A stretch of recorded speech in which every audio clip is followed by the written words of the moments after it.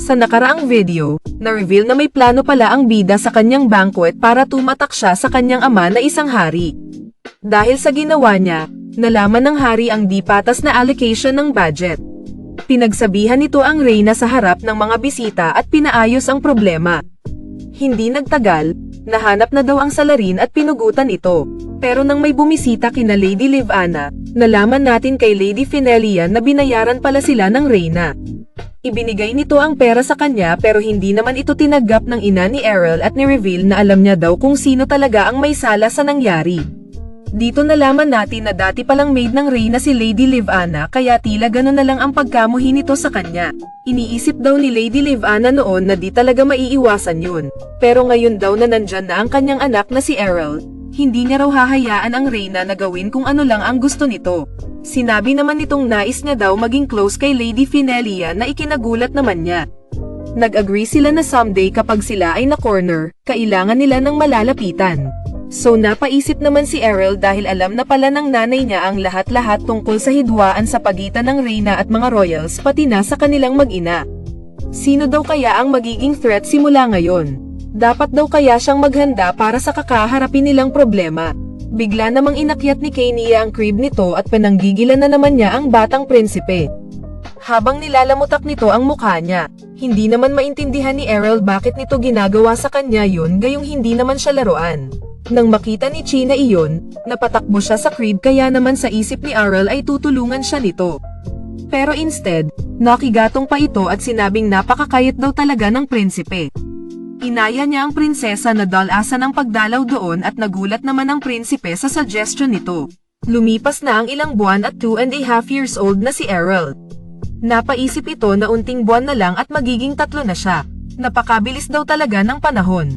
Nainis naman siya dahil hindi pa ganun kaayos ang pagsasalita niya. Inalala naman ito ang 45th reincarnation niya kung saan kaya niya daw ay seduce ang kahit sinong babae sa loob lang ng 10 minutes dahil sa galing nitong magsalita. Bigla niya namang narinig na may paparating at ito pala ay si Princess Kainia na inaaya siyang maglaro. Nagtago ito pero inakala ni Kainia na gusto lang nitong magtago-taguan kaya't nang mapansin niya siya, binuksan niya ang kurtina at sinabing taya. Na-excite naman ang prinsesa dahil gusto daw nitong makipaglaro sa kanya pero sa isip-isip ng bida, hindi yun ang gusto niyang mangyari. Hinayla naman siya nito at sinabing doon daw sila sa labas para mas maluwag. Pagkatapos daw ng meeting nung nakaraan ng kanilang mga nanay, napadalas na daw ang pagbisita ng prinsesa sa kanya. Siguro daw dahil ito sa imbitasyon ni China sa kanya. Sinabi naman ng prinsesa na hindi ba daw napakabait nito dahil dinadalaw pa siya nito para lang daw makipaglaro at alagaan siya. So paglaki daw niya, dapat daw siya naman ang bumisita sa kanya kapag tinawagan siya nito. Hingal namang sinabi ni Errol na bakit parang siya pa ang dapat makipaglaro kay Kainia. Inamin ni Kainia na gusto niya daw itong bisitahin dahil si Lionel daw ay masama at hindi daw masayang kasama si Meryl. Pero sa tingin niya daw, okay silang dalawa. Sa isip naman ng prinsipe na parang hindi naman. Hindi na raw ito makikipaglaro sa kanya kapag lumaki-laki pa siya. Binuhat naman siya nito at ililipat sa ibang lugar para maglaro. Pero tila hindi naman makahinga ito sa pagbuhat niya. May nakakita naman dito na sinabihan siya na masasaktan daw ang prinsipe sa ginagawa niya. Hayaan niya daw na siya na lang ang mag-alaga dito since batang-bata pa daw si Errol. Just in time daw ang pagdating ng maid ni Kainia, sabi ni Errol. Sumagot naman si Kainia na gusto pa daw niyang makipaglaro sa kanya at sinuggest naman nitong sa loob na lang sila mag-paint o kaya mag-play ng instrument. Boring daw yun, sagot ni Kainia at nang tanungin siya kung ano ang gusto nitong gawin, tumingin sa paligid ang prinsesa at pinulot ang stick, sabay sabing gusto niya daw matutong gumamit ng espada. Nakikita niya daw ito sa kapatid niyang si Kyle. Sinuri naman ni Errol ang stance nito at sinabing ayos daw ang body balance ng prinsesa. Although mukhang clumsy daw ito, tila may potential daw si Kainia. Sabi niya na gusto niya raw matutunan ng swordsmanship para magamit niya at mapatamba ang mga knights. Sinabihan naman siya ng maid niya na hindi daw pwede. Napatanong naman ito na bakit, ginagawa daw yun ni Kyle at Lionel. Sagot nitong wala daw rason para humawak ito ng espada. Kahit daw mangulit pa ito, hindi daw pwede. Ang mga dapat daw niyang aralin ay literature, culture. At bago niya patapusin ang sasabihin niya, hinablat na ni Kainia ang espada niya kaya naman hinabol siya nito. Pinakiusapan niyang huwag pagpraktisan ang totoong espada niya. Parang nagugustuhan na ng bida si Kainia. Fast forward, 5 years old na ang prinsipe. Ipinakita siya sa field na busy, sa wala. Tinanong siya ni China kung gusto ba daw nito ng totoong kabayo pero sagot niya, masyado daw delikado yun. Sabi ni China na nasa edad na siya kung saan dapat may interes na ito sa horseback riding o kaya naman sword fighting pero tila hindi ito interesado sa kahit ano. Sagot niya namang, itapon na daw nito ang outdated idea niya na dapat nakasakay sa kabayo ang prinsipe. At di niya naman ito matanggap. Matapos daw ulit-ulitin ni Errol ang kanyang buhay 400 times, meron daw siyang na-realize, ang exceptional talent mo daw ay magdadala sa iyo ng misfortune. Noon, nang magaling siyang makipaglaban gamit ang espada, lahat ng uri ng swordsman daw ay pumupunta sa kanya para i-challenge siya. Nung magaling naman daw siya sa magic, kinailangan niyang harapin ang mga taong gustong gamitin siya at durugin dahil sa kanyang magic. Gamit daw ang mga abilities na meron siya sa previous life niya, palagi daw siyang naiipit sa gitna ng iba't ibang insidente. Kahit na meron siyang naging ilang problema sa palasyo, lahat daw ng gagawin niya simula ngayon ay importante. Pumasok naman ito sa kwarto at sinabing important time niya daw ito kaya huwag siyang guluhin ni China. Sa isip naman nitong sana daw ay enjoyin nito ang meditation niya. Pero pinakitang nahiga lang pala ito sa kama at wala ring ginawa. After some time, makikita namang napaluha ang bida nang may sabihin ang yaya nito. Hindi naman inexpect ni China ang reaction nito at sinabing ganun daw ba talaga niya kaayaw mag-aral. Sumagot naman siyang oo. Sabi ni China na dahil 5 years old na siya, oras na daw para mag-try ito ng iba-ibang bagay at i-build ang kanyang kaalaman. Hindi naman daw siya curious about sa mundo at wala daw siyang gustong matutunan sagot ng bida. Hindi niya raw kailangan yun.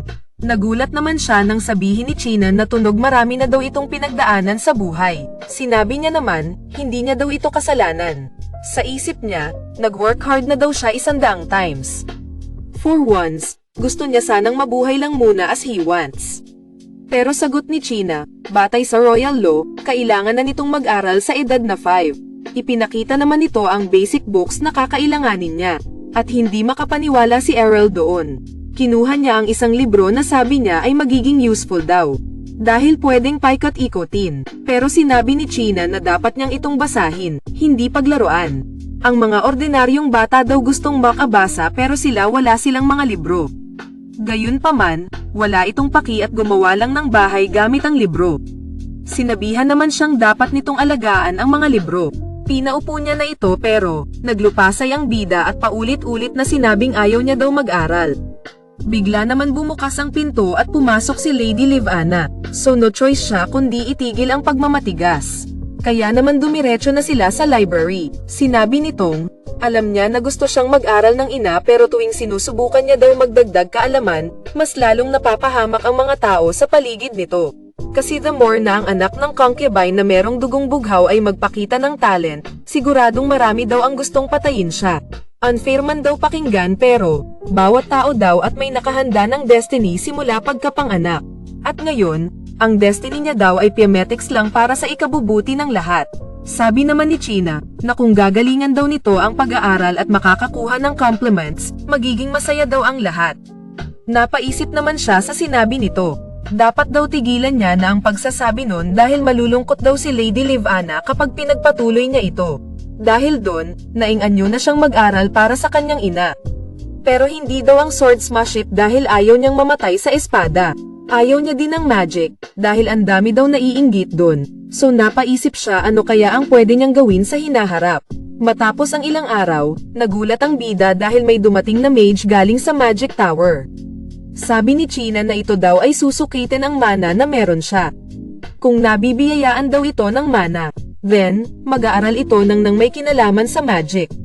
Sinabi naman nitong ayaw niya daw yun dahil wala siyang intensyon na maging mage. Kinabahan naman siya dahil siguradong mararamdaman nito ang inipon niyang mana. Hindi daw pwedeng makita nito ang dami ng mana niya na may kukumpara kahit sa pinakamalakas na mage. Kaya kailangan niya daw itong itago. Dahil tila tumamlay ito, sinabi ni China na kahit naman daw sobrang unti lang ng mana niya, siguradong may develop naman daw iyon kaya wag daw ito mag-alala. Pagpasok nila sa kwarto, nandun ang mage naghihintay at parang nagulat ito. Nakikita daw ni Errol ang dumadaloy na mana sa kanyang katawan, paano daw siya titingin sa mata nito. Nang pulsuhan naman siya nito, parang di makapaniwala ang mage. Sinabi naman ni China na special daw talaga si Errol. So dinoble check ito ng mage at tila kakaiba daw dahil wala siyang kahit unting mana. Imposible daw yun, sabi ni China. Sinubukan itong gamitin ang mana niya para mabasa ang veins nito pero wala daw talaga. Masaya naman ang bida dahil success ang pagtatago nito ng mana niya. Kanina daw, habang papasok sila sa kwarto, kinontrol niya ang sirkulasyon ng kanyang chi sa pamamagitan ng breathing. At dahil dun, nakondense daw ang mana. Dinala niya daw ang mana sa kanyang peripheral nerves. Na-relieve daw siya nang makita na parang gulat ang mage sa kanya dahil imposible daw na walang masense na mana sa royal lineage. Nire-report naman ng mage kay Lady Livana na wala daw itong kakayahan na magkaroon ng mana. Sinadya ng bida na lituhin ang mage na alam niyang hahanapin ang mana sa kanyang katawan.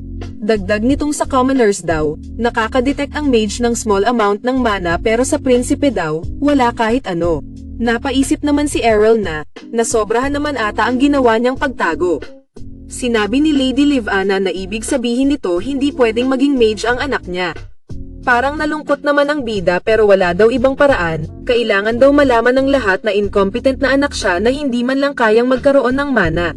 Sa kanyang isip, nagsorry ito sa kanyang ina at sinabing simula pa lang daw to ng incompetence niya. Makikita naman next si Lanfield Tagiran. Siya daw ang magti-train sa kanya at sinabing kaya nitong maging kasing lakas niya if magsisipag daw ito sa training. Sa isip naman ng bida, masyado daw itong mahina. Napakarami na daw nitong nakalaban na iba't ibang klaseng mga halimaw at ang dami niya ng laban ang pinagdaanan kaya naman ang layo daw nito sa level niya. Sabi naman ng bida kay Lanfield na gawin daw nila ang best para sa training para mas lumakas sila, which is tinutukoy niya ang trainer niya. Sagot ni Lanfield na magtiwala lang daw ito sa kanya. Sabi ni Errol na narinig niya raw na kailangang magsuot ng weights ni Kenia para matrain ang kanyang physical strength pero sagot ni Lanfield, normal training lang daw yun sa Kenchester's family. Sinabi nitong parang pang martial artists ang training na ito. Anyway, paano daw ba sila magsisimula? Tinuro nitong sa swordsmanship, hindi lang strength ang importante kundi flexibility and balance din. Kaya naman ang basic training daw nito ay magsisimula sa improvement ng kanyang pagbabalanse at concentration. Inakyat siya sa kahoy at tila malalaglag na ang bida pero sinabihan siya ni Lanfield na hindi daw siya masasaktan pag nalaglag ito dahil nasa first step pa lang siya. Para mapakitang incompetent siya, inisip niya ano ba daw ang dapat niyang arte para mukhang takot ito sa heights. Nag-move on naman sila sa flexibility next, at pinastretch siya at pinaabot ang paa pero again, nagkunwari itong hirap na hirap. Nag-try naman silang gumamit ng wooden sword at tinuruan siyang humawak nito pero epic fail na naman kunwari ang bida. Hindi naman makapaniwala ang trainer nito kaya sinabi niyang wala siguro talaga siyang talent sa swordsmanship. Gayunpaman, in-encourage siya nito at sinabing first time niya lang kasi. Siguradong mag-i-improve daw siya kapag patuloy silang nag-practice. Napansin niya naman na merong nanonood sa kanila. Ayos daw yun dahil pag pinakalat niya ang balita na week ito, then mission success siya. At totoo nga, napakabilis talaga lumaganap ng chismis. Napakaraming Marites ang pinag-uusapan at tinatawanan si Errol dahil nalaman nilang wala mana ito. Buti pa daw ang commoners. May nag-report naman sa Reyna na wala mukhang failure daw sa lahat ng aspeto ng martial arts si Prince Errol. Kaya naman sinabi niyang, magandang balita daw iyon. Sa iba daw, naging source of entertainment nila ang chismis tungkol sa kanya pero kay Errol daw, napunta daw siya sa difficult na sitwasyon dahil doon. Nalaman niyang may paparating daw siyang private tutor kay China at nagulat siya na nakahanap pa sila noon. Simula daw kasi nang kumalat ang balita na walang alam na kahit na ano ang prinsipe, wala nang tumanggap na maging tutor niya. Napabilib naman ito dahil brave daw itong tinanggap ang task na turuan siya kahit na ganun ang chismis tungkol sa kanya. Naramdaman niya ang pagdating nito kaya sinilip niya sa bintana. Nagpakilala itong si Gamal Pernea, siya daw ang magiging private turo ng prinsipe. Sinabi nitong siguro daw dapat silang magsimula sa language at foreign language dahil importante ito sa kaharian. Sa library, sinabi ni Gamal na normally, isang araw lang daw matutunan na ang basic grammar. So if siya daw, okay lang daw kahit umabot ng 2 o kung hindi man daw niya magawa, okay lang din. Nainsulto naman si Errol dahil sa sinabi nito. Dinagdag pa ni Gamal na self-evident daw ang poor grades, ang pag-aaral daw ay hindi matter of interest pero a matter of the brain. So hindi niya na daw kasalanan yun. Sa isip naman ni Errol, kahit na pinagmumukha siyang walang alam ng mga simis, hindi daw maganda sa pakiramdam na minamaliit niya ito harap-harapan. Gusto niya daw na wala lang silang pake sa kanya pero sino daw ang nagsabi sa kanilang maliitin siya ng mga ito. At samantala dito na muna nagtatapos ang ating kwento. Kung nagustuhan mo pa like, follow, subscribe na lang po ang ating video. Salamat po.